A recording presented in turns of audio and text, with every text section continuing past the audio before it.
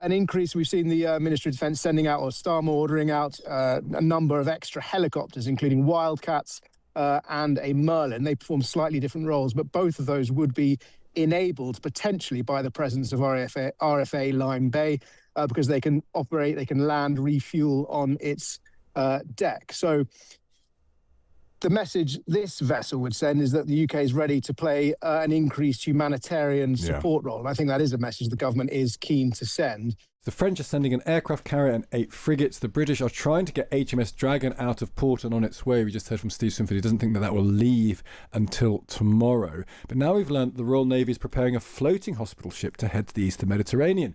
This is a story from the Sun's defence editor, Jerome Starkey. Joins us now. Morning, Jerome. Good morning, Stig. So a floating hospital ship to go into the theatre. Where is it now, and how surprising is it that it's heading out there?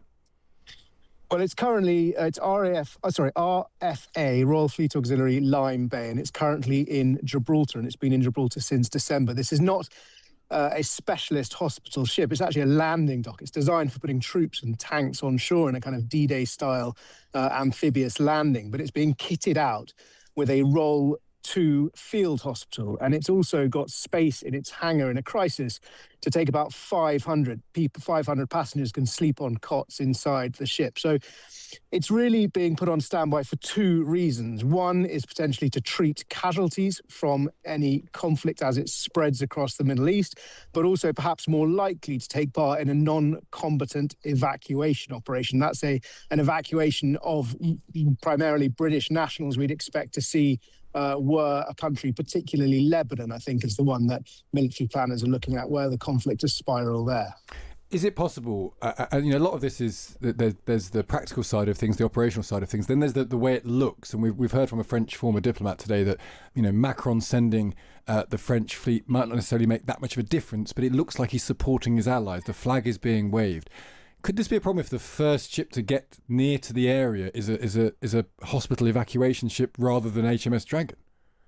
Well, it depends what message you're trying to send. The RFA Lime Bay can support a number of operations, including helicopter-borne operations. So as a result of in response to the drone strike on RAF Akrotiri, I need to get my acronyms correct, we have seen an increase. We've seen the Ministry of Defence sending out, or Starmer ordering out, a number of extra helicopters, including Wildcats and a Merlin. They perform slightly different roles, but both of those would be enabled potentially by the presence of RFA Lime Bay, because they can operate, they can land, refuel on its deck. So the message this vessel would send is that the UK is ready to play an increased humanitarian support role. And I think that is a message the government is keen to send.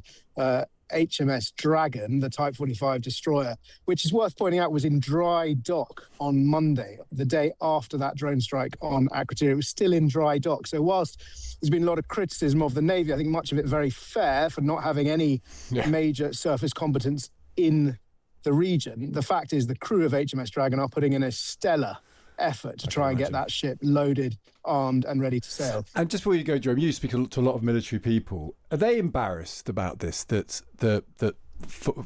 you can trace this back decades if you want to, but ultimately when something was kicking off that was always going to kick off, that everyone in the whole world could see was about to kick off, the Royal Navy didn't have any ships in the region, and the British government didn't have anyone they could turn around within a day or 2 days or 3 days, or even what we are now, day 10. Is there embarrassment? Is there anger? What mood do you detect from people? Stig, I think you're right. I think there is a sense of embarrassment, but I don't think it comes as a surprise to people in the military, because they've seen this coming for many, many years, and they've warned about this coming for many, many years. This isn't something that happened overnight. And it's worth pointing out, for example, there are a lot of forces across the region. Some we're talking about, some the government's being more coy about. There are also other warships still operating. They're just not operating in this theatre. So Royal Navy vessels have shadowed Russian vessels if they sailed past the UK since this conflict erupted. We've also got HMS Prince of Wales and its escort ships, which will include a destroyer, on standby to sail to the high north. And that mission to the Arctic is actually a deliberate and planned response to Donald Trump's demands that Europe plays a greater role in European security. So on one hand, you have the smallest naval fleet in history since Henry VIII founded it, struggling to perform a number of competing roles. And it's inevitable that as it gets smaller, as funding has been cut over decades, it's not going to be able to do everything. Now, that doesn't necessarily absolve the admirals of all their responsibilities, or I should say the general, because the Royal Navy is led by a general at the moment for the first time in its history. Clearly, there are questions as to why we don't have a minesweeper, we don't have a frigate in the Middle East. I mean, for decades, we maintained 3 or 4 warships in Bahrain or thereabouts. So this is sort of historically anomalous time to have no ships east of Gibraltar. Yeah, we had William Hague saying when he was Foreign Secretary, they would have still had the capacity to do that, even if the hollowing out has taken place over decades. Jerome, really interesting stuff. Great to speak to you.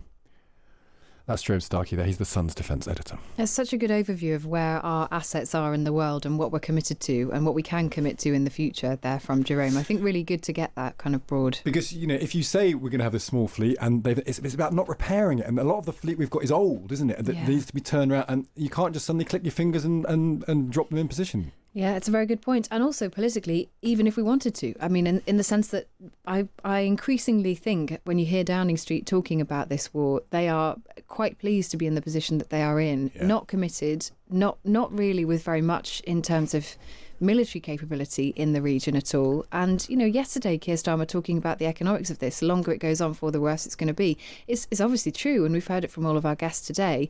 But that is somebody who's making an argument against more intervention. And that's why you're probably happy to have the humanitarian ship there. I think he is. And the polling suggests that the country, the British public, are in a similar place, even though, I'm sure lots of people have very strong views about our military capability.